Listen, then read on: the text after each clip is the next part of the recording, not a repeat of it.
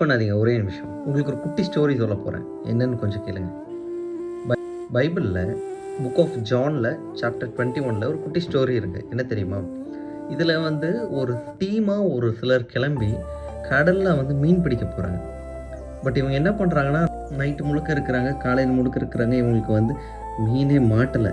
இவங்க இருந்த இடத்துல ஆண்டவராக இயேசு கிறிஸ்து வராரு.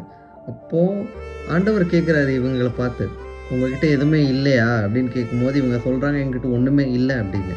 அப்போ ஆண்டவர் சொல்கிறாரு, உங்கள் வலையெல்லாம் வலது பக்கத்தில் போடுங்க, திரளான மீனை பிடிப்பீங்க அப்படின்னு ஆண்டவர் சொல்கிறாரு. இவங்களும் அந்த வார்த்தையை கேட்டு அந்த வலையை லெஃப்ட் சைடு போடு. எல்லா ஃபிஷர்மேனும் பார்த்தீங்கன்னா லெஃப்ட் சைடு தான் வலையை போடுவாங்க.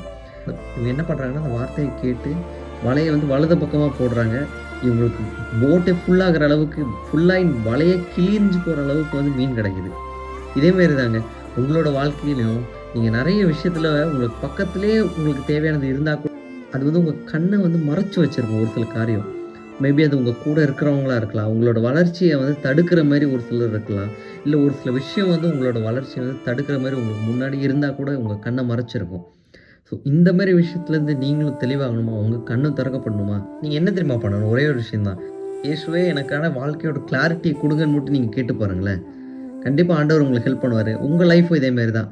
உங்களுக்கு வர வேண்டிய பிளஸ்ஸிங் எல்லாம் உங்களை நோக்கி சீக்கிரம் வர ஆரம்பிக்கும்.